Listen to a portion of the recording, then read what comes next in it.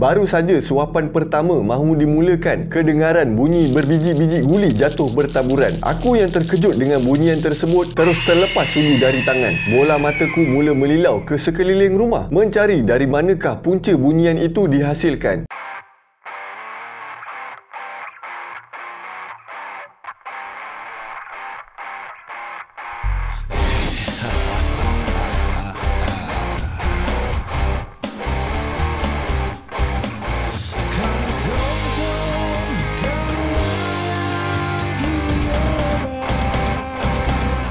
Assalamualaikum dan salam laka bersejarah.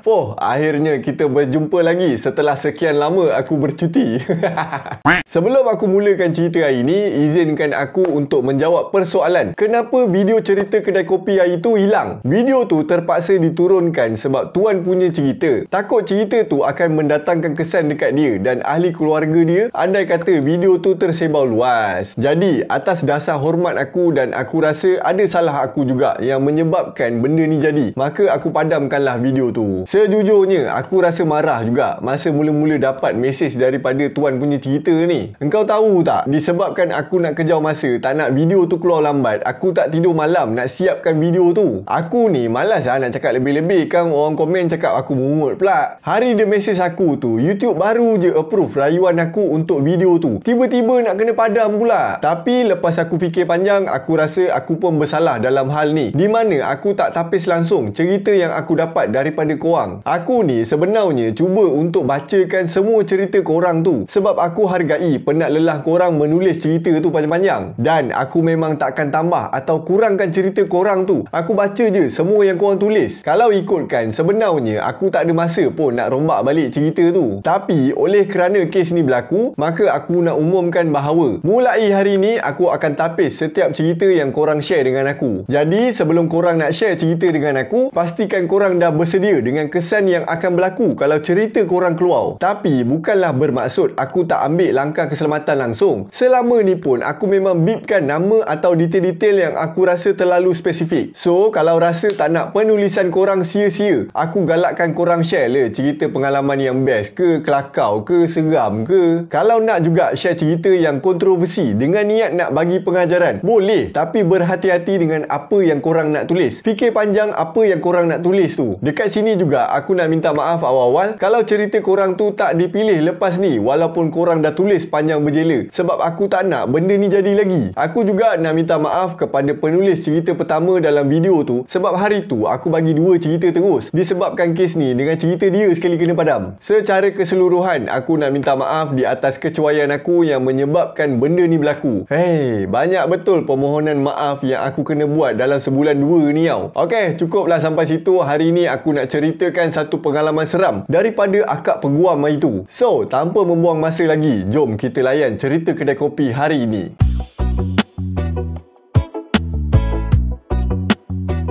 Assalamualaikum. Waalaikumsalam. Ada sebuah kisah yang ingin saya kongsikan. Mudah-mudahan rentetan dari cerita ini dapat dijadikan tauladan. Cumanya kalau boleh, bacalah kisah ini sebelum matahari menyembunyikan diri di celah-celahan awan. Masalahnya, aku baca cerita ni pukul 2.30 pagi ni. Kan kalau tunggu siang, memang video ni tak sempat siap ikut jadual. Tak apalah, demi korang aku kuatkanlah semangat aku. Apalah nasib aku malam ni. Kenangan manis ini tercipta ketika mana aku diminta untuk menggantikan tempat bos aku di dalam sebuah mesyuarat yang telah dijadualkan berlangsung di sebuah negeri yang letaknya di selatan tanah air. Maka berkelanalah aku ke sana. Urufnya aku akan ditemani rakan karibku Mia. Namun hari tu aku terpaksa sendirian ke sana. Aku mempunyai satu habit di mana aku akan cuba untuk pulang semula ke tempat aku bermastautin pada hari yang sama. Memandangkan kebiasaannya, aku hanya akan dihantau ke kawasan berdekatan yang cuma memakan masa 1 ke 3 jam perjalanan. Aku seboleh-bolehnya akan mengelak untuk bermalam di mana-mana hotel. Dek kerana aku sering dimomokkan dengan cerita-cerita misteri yang dialami oleh insan-insan terpilih yang direzekikan Tuhan untuk merasainya. Namun, kali ini sedikit berbeza. Perancangan Tuhan ada kalanya berbeza dengan perancangan asal manusia. Setelah hampir tiba di destinasi yang perjalanannya mencecah 415 km, aku dikejutkan dengan bunyi deringan telefon. Imej telefon dalam bulatan hijau aku sentuh dan suara yang merupakan pembantuku di pejabat kedengaran. Miss, meeting has been rescheduled for today, 4:30 PM. I just got this info from Mr. Sorry miss, lambat bagi tahu. Terkedu aku mendengar pesanan tersebut. Talian aku putuskan setelah tamat perbualan. Satu helaan nafas aku lepaskan. Suka atau tidak, amanah dan tugasan ini perlu tetap aku laksanakan. Kalau 4:30 baru nak mula, pukul berapa pula nak habisnya? Aku bermonolog sendirian. Aplikasi Trivago dibuka untuk mencari tempat berehat apabila bulan sudah mengambil alih tugasnya daripada sang suria. Sebuah rumah kondominium yang dijadikan homestay menjadi pilihan. Engkau fikir bila kau pilih selain daripada hotel, engkau boleh selamat?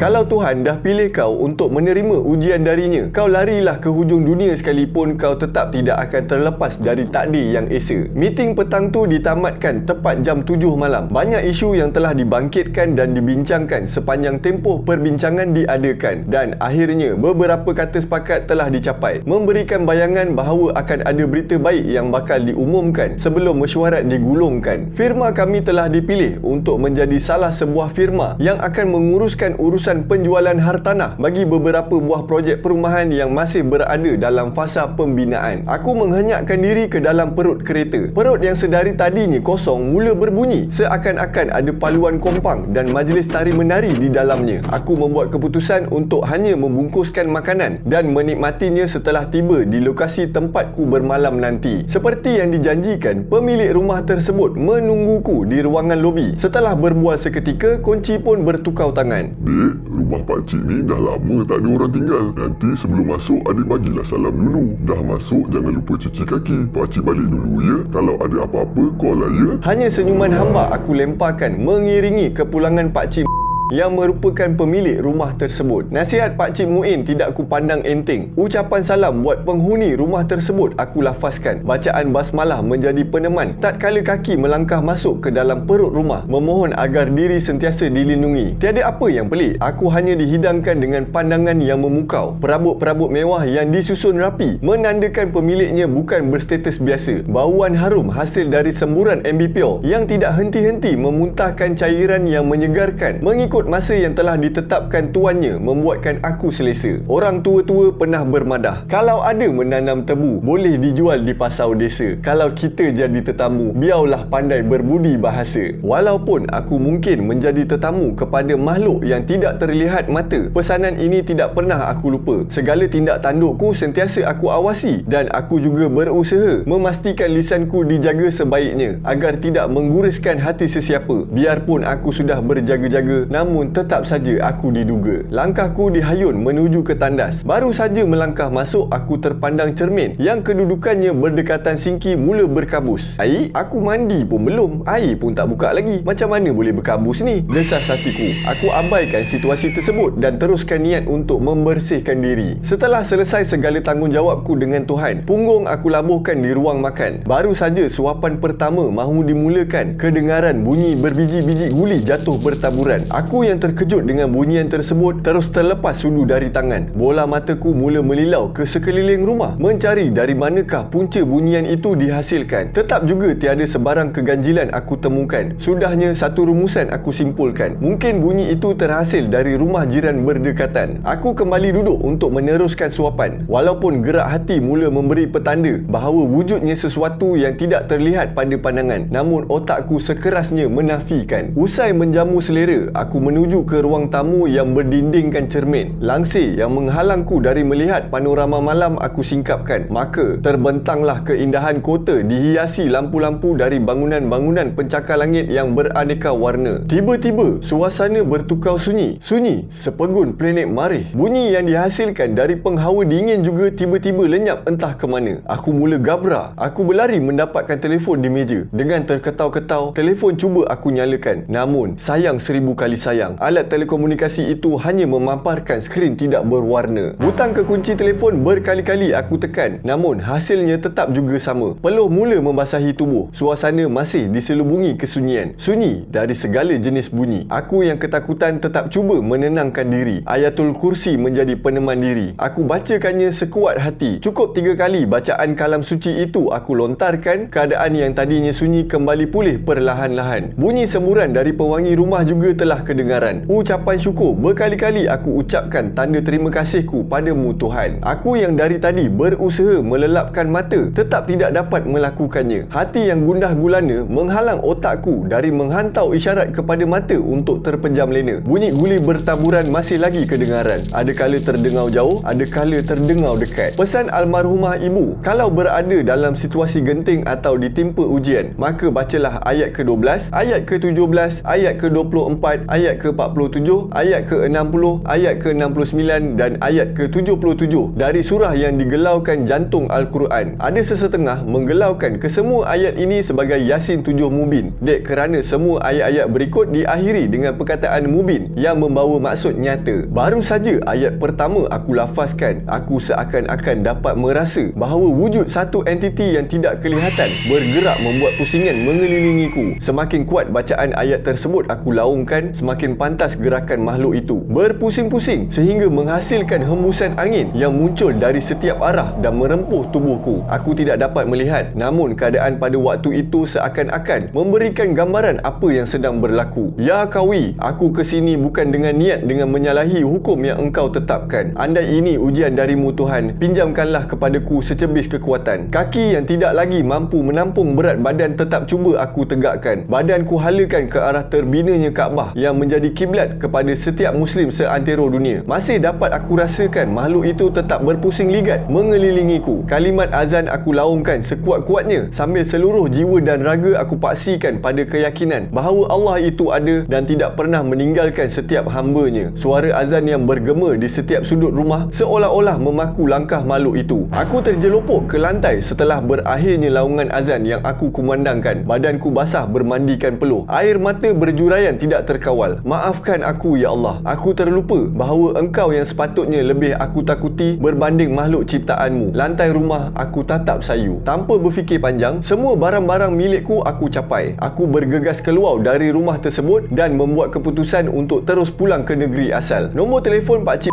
aku dial. Mujur dia masih belum tidur dan bersetuju untuk datang mendapatkan kunci rumahnya dari simpananku. Ada juga dia bertanya, kenapa aku tergesa-gesa pulang? Aku hanya memberikan alasan bahawa esok mempunyai urusan penting yang tidak dapat aku elakkan. Pakcik Muin hanya mengangguk tanda faham. Sebelum berpisah, Pakcik Muin sempat memohon maaf kepadaku. Aku yang hanya mahu cepat pulang cuma tersenyum. Cuma persoalanku, mengapa Pakcik Muin bersikap begitu?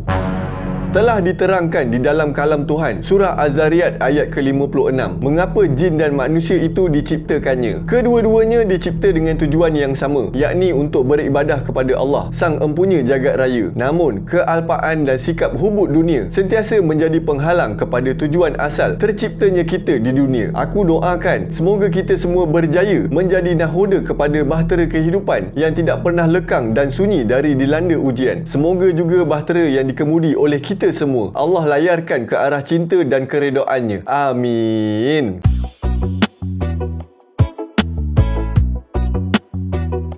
Sekali lagi aku katakan, akak ni punya cerita memang best lah. Aku dah rasa macam sastrawan negara bila baca kisah ni. Terima kasih kepada akak ni sebab sudi kongsikan kisah seram untuk kita semua. Seumur hidup aku tak pernah kena lagi pengalaman macam ni. Walaupun aku tidur seorang dekat hotel tu, tapi aku tak nafikan yang benda ni memang ada, wujud je dekat sekeliling kita. Tambah pula, hotel atau apartmen yang dijadikan homestay selalunya kosong, tak ada orang. Masa weekend atau cuti sekolah atau public holiday barulah ada orang. Kalau tak, memang tak ada siapa lah yang nak duduk dekat situ. So bila dah tak ada siapa yang duduk dekat situ, orang kata akan adalah makhluk lain yang akan menetap dekat situ. Sebab tu bila masuk hotel ke apartmen ke, nak masuk tu bagi salam dan baca doa. Dan mulut tu jaga sikit, jangan kerek now. Sebab engkau tak tahu makhluk yang menetap dekat situ berapa punya kuat. Manalah tahu dia tengah relax-relax, santai-santai, dia tak ada niat pun nak kacau kau. Tapi disebabkan kau punya kerek, member pun hati dah panas, kau tunggu lah dia bagi kau sekali. Jangan lepas tu mencecet kau lari macam tak cukup tanah. Tahu kau nak mengelupur. Jadi hidup ni, pergi mana-mana pun biar beradab. Bukan dengan manusia je, dengan makhluk lain juga. Jangan menongak langit sangat. Takut dah tinggi-tinggi, tiba-tiba tersadung pula, jatuh ke bumi, sakit. Dan aku masih ingat pesanan daripada aku punya idola, iaitu John Bear Sinakal. Kita ni jangan takut sangat sebab dia tahu yang kita ni takut now dengan dia. Dan sepatutnya kita lebih takutkan Tuhan sebab makhluk makhluk ni pun diciptakan Tuhan. Dalam masa yang sama, jangan berani now, sebab takut nanti makan diri pula. Jangan rasa kuat sangat. Engkau tak tahu makhluk ni dah hidup berapa lama. Dia dah makan garam lagi banyak daripada engkau, walaupun sampai sekarang dia tak kena darah tinggi. Jadi bersederhanalah, letakkan keyakinan kita pada Tuhan. Percayalah setiap apa yang berlaku dalam hidup engkau tu adalah aturan dan dengan kehendak Tuhan. Dan bila engkau diuji, mintalah pertolongan daripada Tuhan, sebab Tuhan je yang boleh bantu engkau dalam kesusahan. Aku suka nak ulang balik pesanan daripada arwah ibu akak ni untuk baca ayat Yasin 7 Mubin bila engkau kena uji. Jadi sampai di sini sajalah cerita Kedai Kopi untuk hari ini. Kalau korang ada pendapat atau ada pesanan yang nak dikongsikan, korang boleh tulis dalam ruangan komen dekat bawah. Memandangkan tak lama lagi kita akan berpuasa di bulan Ramadan. Kalau korang ada pengalaman atau cerita yang menarik berkaitan bulan puasa, korang boleh kongsikan cerita korang dengan aku. Just tekan je link WhatsApp yang aku dah letakkan dekat description dekat bawah. Sebab untuk bulan Ramadan nanti aku nak cerita benda berkaitan dengan puasa dan Ramadan sahaja. Aku nak minta maaf andai kata aku ada terkasar bahasa atau penyampaian aku kurang menarik hari ini. Terima kasih sebab sudi luangkan masa untuk dengarkan cerita aku malam ni. Kalau korang rasa video ni best dan nak bagi hadiah, korang boleh tekan button super thanks dekat bawah video ni juga. Semoga kita berjumpa lagi dalam video yang seterusnya. Assalamualaikum dan salam Melaka bersejarah.